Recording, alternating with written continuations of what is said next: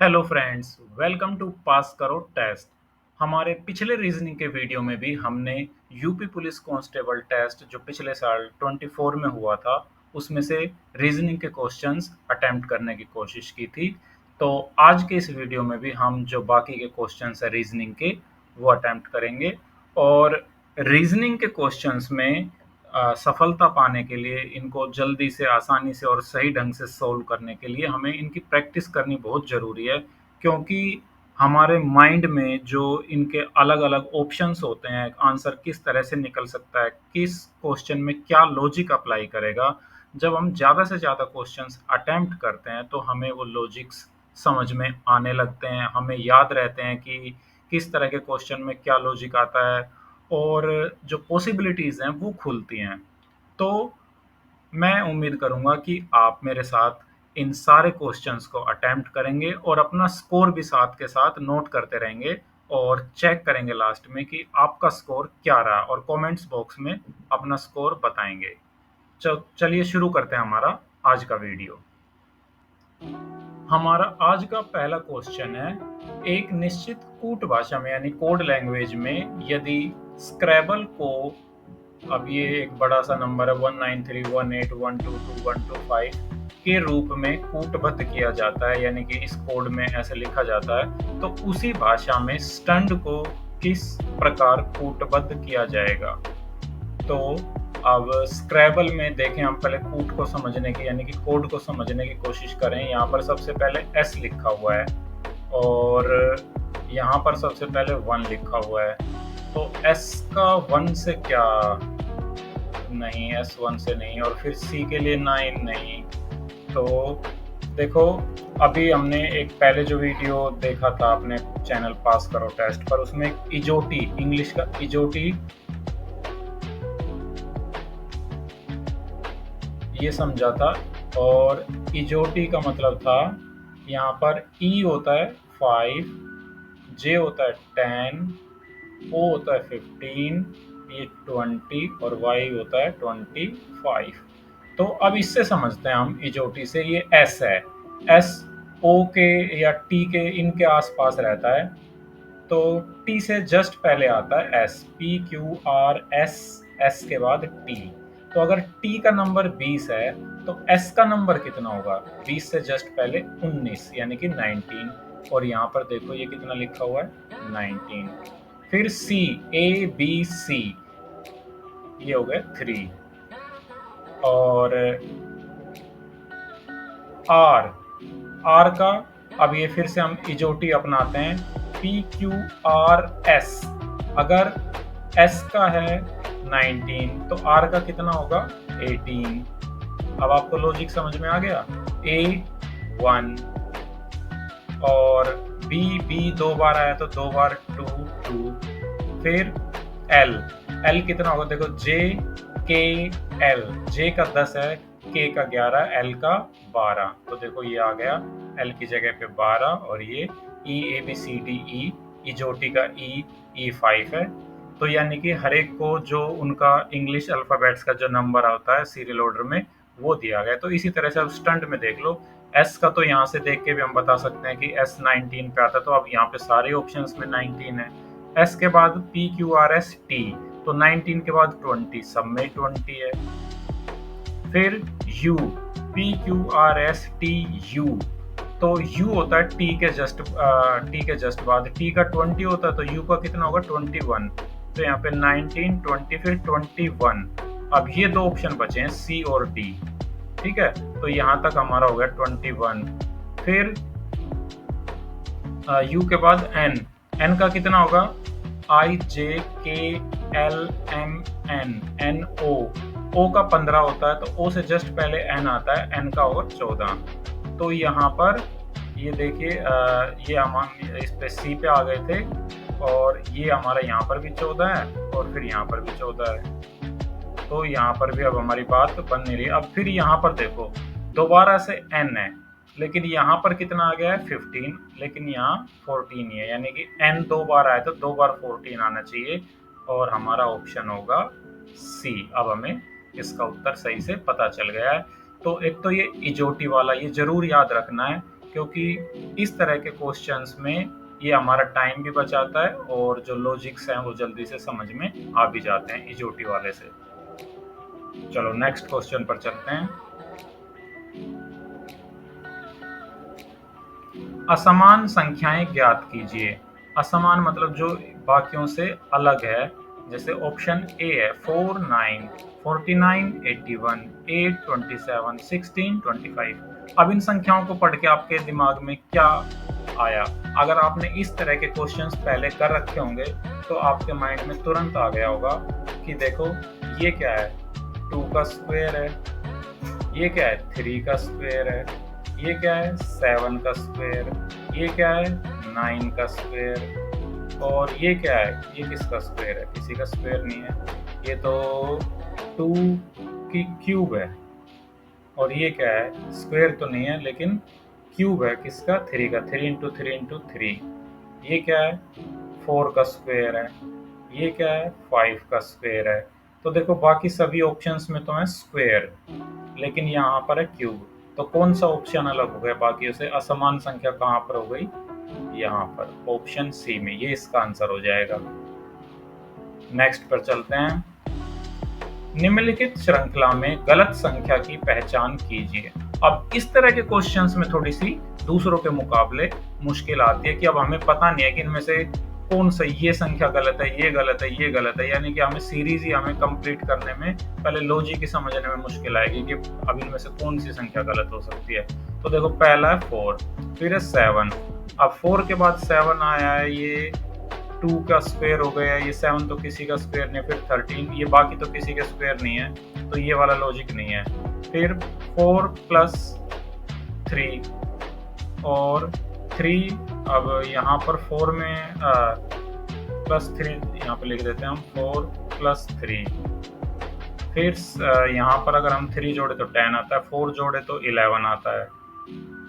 अगर यहाँ पर 11 जोड़ दें तो भी नहीं ये बनेगा। तो क्या लॉजिक अपना सकते हैं? अगर यहाँ पर हम 7 में और 13 में कितने का डिफरेंस होता है? 6 का होता है, तो यहाँ पे हमने कर दिया +6, ठीक है। फिर यहाँ पर कितने का होगा? यहाँ पे 3, यहाँ पे 6, यहाँ पर जोड़ दें अगर हम 9, तो 13 + 9 होता है 22, तो यहाँ पे 22 नहीं आ रहा है। फिर अगर हम जोड़ दें आगे 12, यानी कि इसमें अगर हम 12 जोड़ेंगे, 22 अगर यहाँ पे होता तो यहाँ पे 34। हाँ ये लॉजिक सही है। अगर देखो हम यहाँ पर कर दें 22 21 की जगह पे, तो 4 + 3 7, 7 + 6 13, 13 + 9 22, 22 + 12 34। तो यहाँ पे 22 आना चाहिए। जो ओड वन है यहाँ पर वो है 21, यानी कि ऑप्शन ए इसका राइट आंसर होगा। नेक्स्ट क्वेश्चन लेते हैं। बीच में क्वेश्चन हमने छोड़ दिया, उसमें कुछ लैंग्वेज की मुझे लग रहा था कोई प्रॉब्लम है उसमें, तो उसको छोड़ दिया, स्किप कर दिया है। ये देखते हैं। अनीश की ओर इशारा करते हुए एक महिला ने कहा, उसकी माँ मेरी माँ की इकलौती बेटी है। अब ये देखो, इशारा कौन कर रही है? एक महिला कर रही है, और उसने कहा है अनीश को कहा है कि अनीश की माँ मेरी माँ की इकलौती बेटी है। अब जब माँ की इकलौती बेटी है और वो महिला है, मान लो मेरी मम्मी की इकलौती बेटी कौन होगी? मेरी बहन होगी। अगर वो बहन ही खुद कह रही है तो यानी कि वो खुद है, यानी कि उसकी माँ मेरी माँ की इकलौती बेटी है, तो महिला अनीश की कौन हुई? उसकी मम्मी तो हुई। अगर किसी की मम्मी किसी बच्चे की तरफ इशारा करके कह रही है कि इसकी मम्मी मेरी मम्मी की इकलौती बेटी है, तो वो महिला खुद ही तो हुई। तो ऑप्शन सी इसका राइट आंसर होगा। नेक्स्ट क्वेश्चन है, ज्ञात कीजिए कि पहली आकृति x में दिए गए टुकड़ों में से कौन सी आकृतियां बनाई जा सकती हैं। तो ये हैं x में जो टुकड़े हैं, और इनमें नीचे 4 जो दी गई हैं फिगर्स, इनमें से कौन सी आकृति बन सकती है वो देखना है। तो एलिमिनेशन मेथड ही लगा देते हैं पहले, कि जैसे यहाँ पर ये ब्लैंक स्पेस है, यहाँ पर ब्लैंक स्पेस है, तो बी तो इसका आंसर नहीं हो सकता। साथ ही यहाँ पर भी ये जो इतने बड़े बड़े ट्रायंगल्स बने हुए हैं, इसमें तो इतने बड़े ट्रायंगल्स किसी एंगल पे नहीं बनते, तो डी भी इसका ऑप्शन नहीं होगा। अब ऑप्शन ए को देखते हैं। ए में बात बनती दिख रही है, क्योंकि देखो ये 4 स्क्वायर, ये 1 2 3 4, ये 4 स्क्वायर बन जाएंगे और फिर ये जो बचे हुए हिस्से से ट्रायंगल बन जाएगी। चलो एक बार सी को भी देख लेते हैं।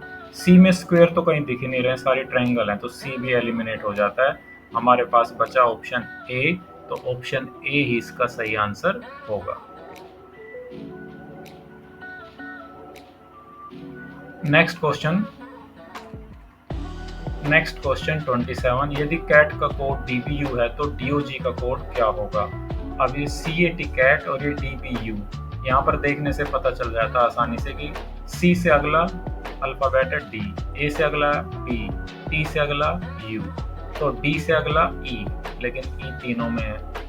फिर ओ से अगला पी, तो अब पी इन दोनों में है। फिर जी से अगला एच, तो यानी कि नेक्स्ट अल्फाबेट अगर हम लेंगे तो option B is the right answer. Next है सादृश्य पूरा कीजिए। दस्ताने, हाथ, मोजे। अब दस्ताने का जो हाथ से संबंध है वही मोजे का किससे होगा? पैर से, तो ऑप्शन सी इसका सही आंसर होगा।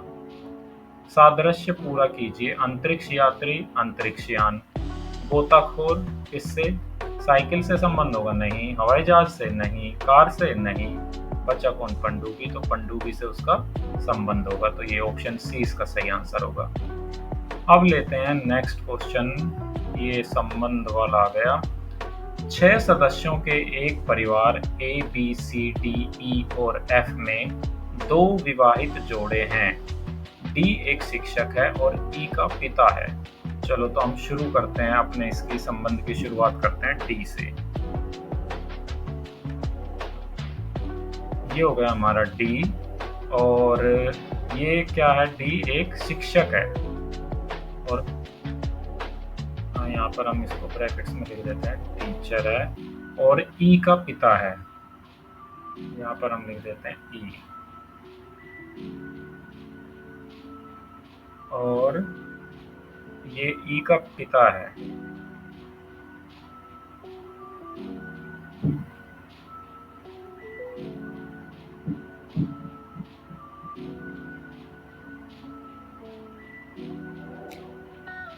ठीक है।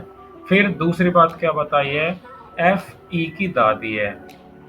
अब एफ एक और हमने यहाँ पर लेके आना है, तो जो ई की दादी होगी वो डी की मदर भी होगी। तो यहाँ पर हम बनाते हैं इसको, ऐसे घुमा ले जाते हैं ऊपर, और यहाँ पर कौन है? एफ।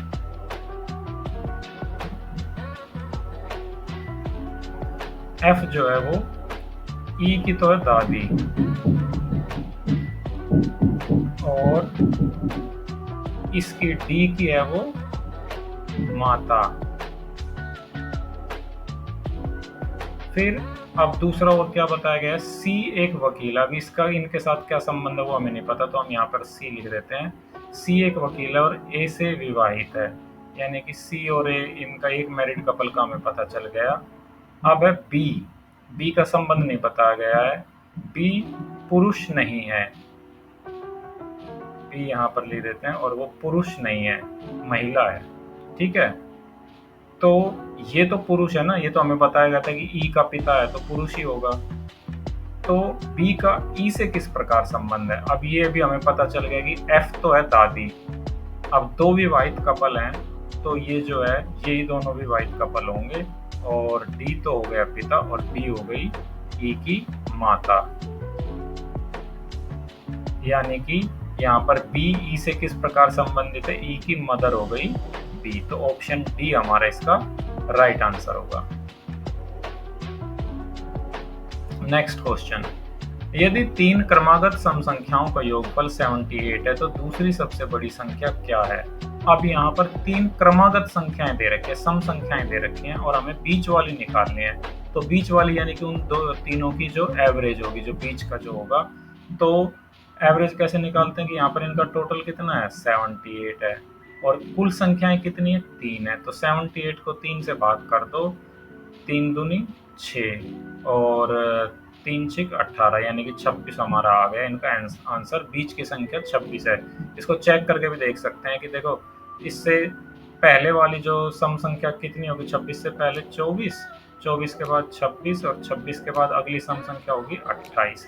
इनको जोड़ के देखो, 24 और 26 कितना हो गया, 50, 50 और 28 कितना हो गया, 78। यानी कि देखो तीनों का टोटल 78 आ गया और बीच वाली संख्या 26 हो गई, तो हमारा आंसर होगा 26। चलो अब ऑप्शंस देख लेते हैं। अब ऑप्शंस तो हमने देखे नहीं अभी।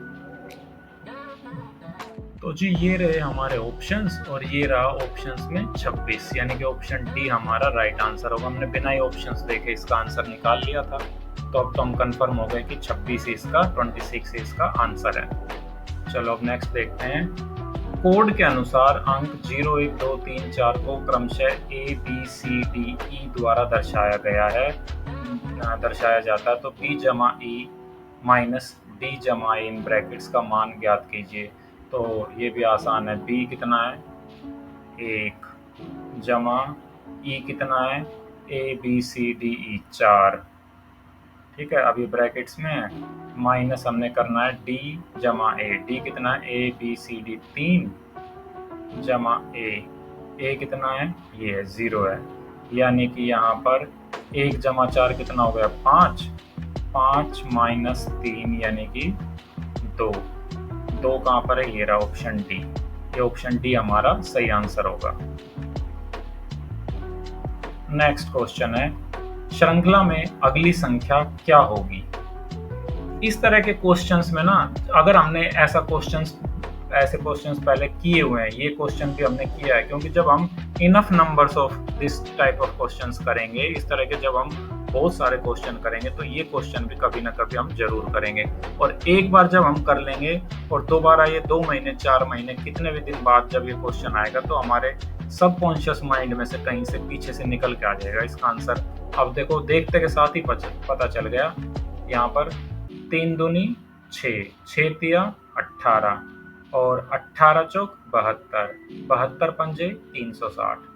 यहाँ पर मल्टीप्लाई हो रहा है। देखो यहाँ पर मल्टीप्लाई हुआ इससे 2 से, यहाँ पर मल्टीप्लाई हो गया 3 से, यहाँ पर मल्टीप्लाई हो गया 4 से, और यहाँ पर मल्टीप्लाई हो गया 5 से, और यहाँ पर मल्टीप्लाई हो जाएगा 6 से।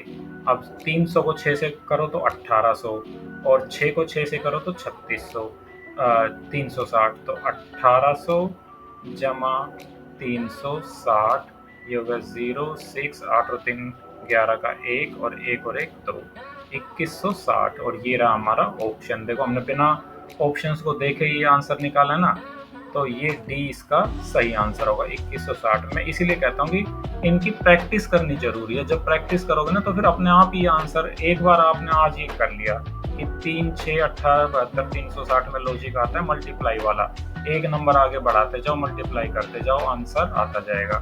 तो अब आप दोबारा जब इस तरह का क्वेश्चन देखोगे ना, तो तुरंत आपके मन में ये लॉजिक आ जाएगा। इसलिए प्रैक्टिस जरूरी है। नेक्स्ट क्वेश्चन, आकृति का दर्पण प्रतिबिंब ज्ञात कीजिए।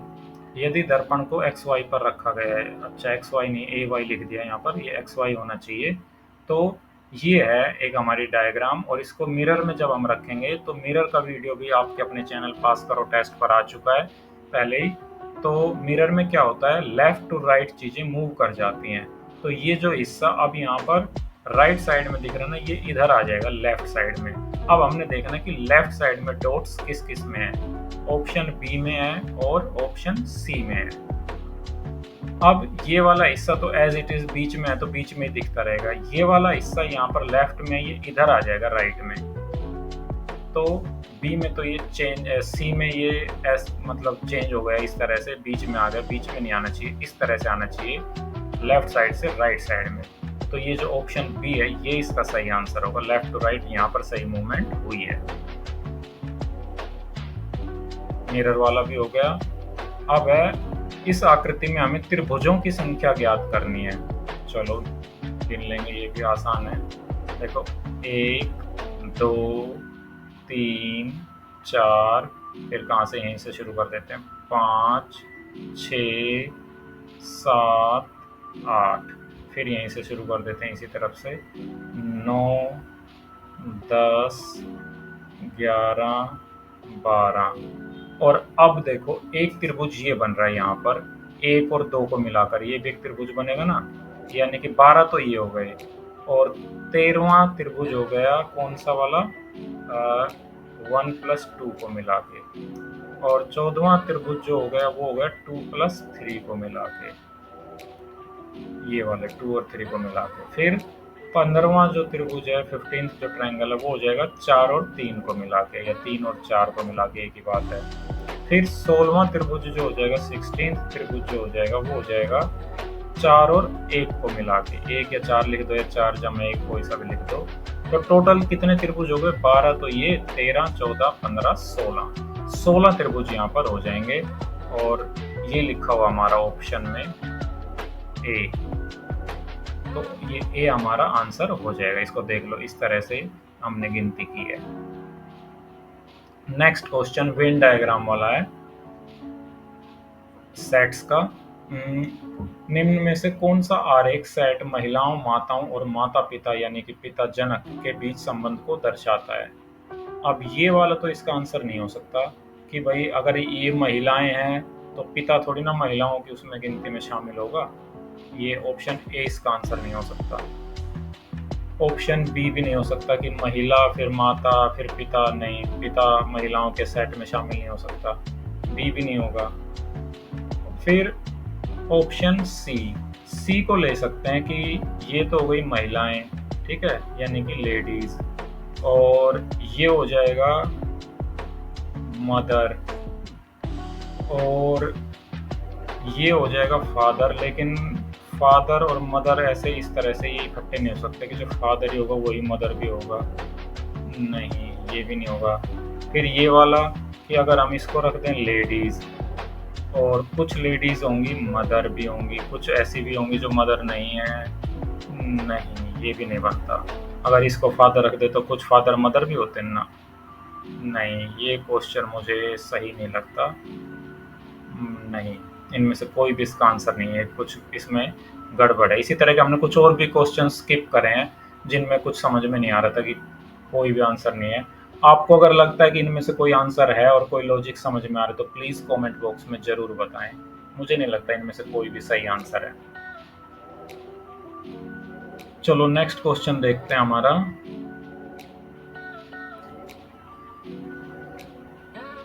दिए गए चित्र में व्यवस्थित घनों यानी क्यूब की संख्या ज्ञात कीजिए। अब ये एक के ऊर जिस तरह से बॉक्स रखे हुए हैं तो हमें वो गिनने हैं। तो देखो यहाँ पर ये हमारे एक तो लाइन इस तरह से 3 की लाइन है, 1 2 3। फिर हम ऐसे गिनना शुरू करेंगे। अगर ये 3 ऐसे हैं, 3 ऐसे हैं, तो टोटल 9 रखे हैं, 3 तो ये हो गए। फिर अगर हम यहाँ से करेंगे 4 5 और 6 जो हमें दिखाई नहीं दे रहा है, 5 और 6, फिर ये 7 और फिर 8 और 9 जो हमें दिखाई नहीं दे रहे हैं, वो हो गए 9, ये नीचे हो गए, फिर 9 ही ऊपर हो गए, यानी कि 18, फिर ये 19 20 21, एक जो इसके नीचे रखा वो 22, और एक ये 23, और फिर ये जो सबसे ऊपर रखा 24। मुझे लगता है इसमें 24 क्यूब्स टोटल रखी हुई हैं। तो यहाँ पर हम चेक करते हैं। अब आंसर में अगर 24 भी होगा तो वही हमारा आंसर हो जाएगा। तो ये रहा हमारा आंसर C24।